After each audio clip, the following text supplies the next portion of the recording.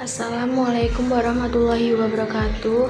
Perkenalkan, kami dari kelompok 5 yang beranggotakan 1. Susi Intan Indiasari dengan NIM 205221158. Yang kedua, Elida Diah Triasnani dengan NIM 205221170.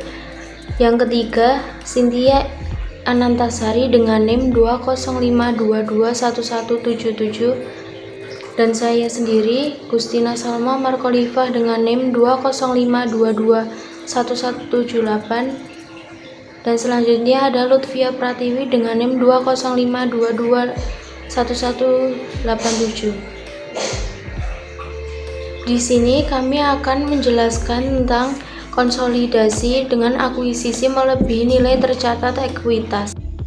Karakteristik konsolidasi dengan akuisisi melebihi nilai tercatat. Yang pertama ada prosedur konsolidasi. Pada praktiknya, transaksi akuisisi suatu perusahaan oleh perusahaan lain sebesar nilai buku sangatlah jarang dilakukan. Perusahaan pengakuisisi atau investor biasanya akan melakukan uji kelayakan atas bisnis yang akan diakuisisi.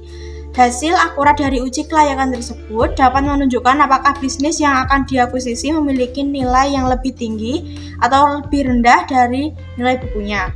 Faktor yang dapat mempengaruhi proses penilaian kelayakan bisnis antara lain prospek bisnis perusahaan yang akan diakuisisi, terutama dalam menciptakan penghasilan tambahan bagi perusahaan pengakuisisi, kondisi industri secara umum, nilai strategis bisnis, kualitas manajemen, dan nilai wajar dari aset maupun liabilitas yang dilaporkan. Yang kedua ada diferensial. Berdasarkan PSAK 22, kombinasi bisnis diferensial harus dialokasikan pada aset teridentifikasi yang diperoleh dan atau liabilitas yang diambil alih yang dianggap menyebabkan nilai wajar dari entitas anak yang dikonsolidasikan melebihi nilai bukunya atau dialokasikan sebagai goodwill. Dan di samping ini adalah ilustrasi diferensial pada akuisisi sebuah entitas. Selanjutnya saya akan menjelaskan mengenai aset teridentifikasi dan liabilitas diambil alih. Aset teridentifikasi yang diperoleh dan liabilitas yang diambil alih secara mudah disebabkan adanya perbedaan nilai tercatat atau nilai buku dengan nilai wajar dari aset atau liabilitas tersebut. Pengklasifikasian dan penentuan aset teridentifikasi dan liabilitas yang diambil alih perlu didasarkan pada hal-hal seperti 1. Persyaratan kontrakstual, 2. Kondisi ekonomi, 3. Kebijakan operasional dan akuntansinya, serta yang keempat, yaitu kondisi terkait lainnya yang ada pada tanggal terjadinya akuisisi. Selain disebabkan aset teridentifikasi atau liabilitas yang diambil alih, diferensial juga dapat disebabkan oleh goodwill. PSAK 22 mendefinisikan goodwill sebagai selisih antara nilai agregat dari 1. Imbalan yang dialihkan, 2. Jumlah kepentingan non-pengendali, 3. Nilai wajar kepentingan ekuitas yang sebelumnya diakuisisi jika kombinasi bisnis dilakukan bertahap, dan nilai wajar dari aset teridentifikasi yang diperoleh dan liabilitas yang diambil alih. Selanjutnya mengenai pembelian dengan diskon. PSAK 22 mengindikasikan bahwa investor harus mengakui keuntungan yang dihasilkan dari pembelian dengan diskon ini melalui laba atau rugi pada tanggal akuisisi. Namun sebelum mengakui keuntungan tersebut, perlu dipastikan apakah investor telah mengidentifikasi secara tepat dan menyeluruh aset yang diperoleh maupun liabilitas yang diambil alih. Akuisisi dengan kepemilikan penuh. Yang pertama, konsolidasi sesaat setelah akuisisi. Sebagai ilustrasi konsolidasi atas akuisisi dengan kepemilikan penuh untuk kombinasi bisnis yang dilakukan di atas nilai tercatat. Yang kedua, konsolidasi pada periode setelah akuisisi, yaitu untuk periode setelah terjadinya akuisisi atas akuisisi yang dilakukan di atas nilai tercatat. Tidak terdapat perbedaan mendasar dibandingkan konsolidasi ketika akuisisi dilakukan pada nilai tercatat.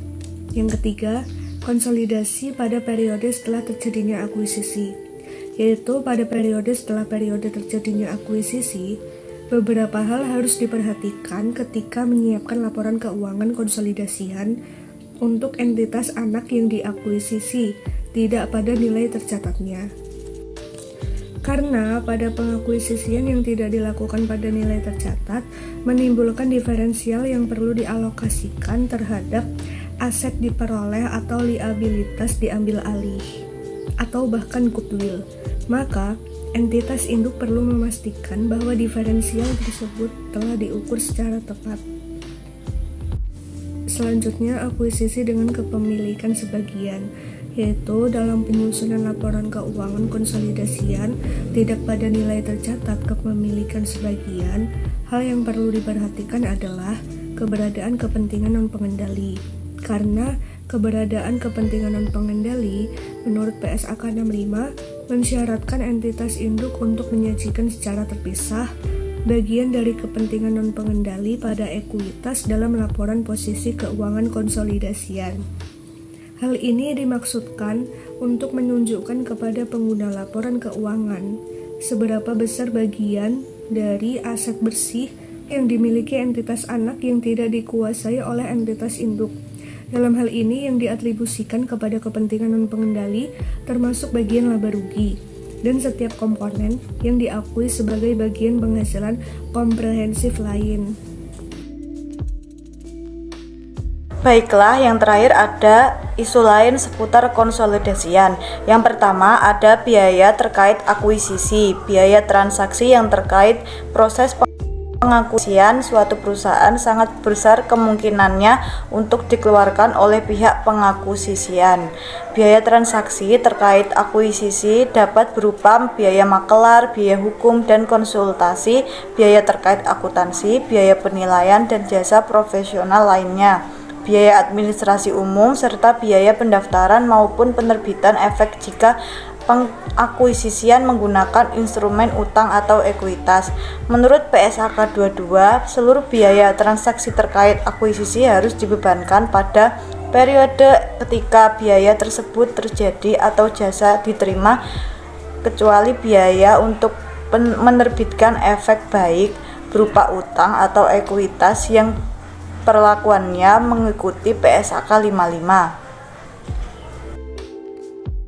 Terima kasih, sekian yang bisa kami sampaikan. Bila ada salah kata kami mohon maaf. Billahi taufik wal hidayah. Wassalamualaikum warahmatullahi wabarakatuh.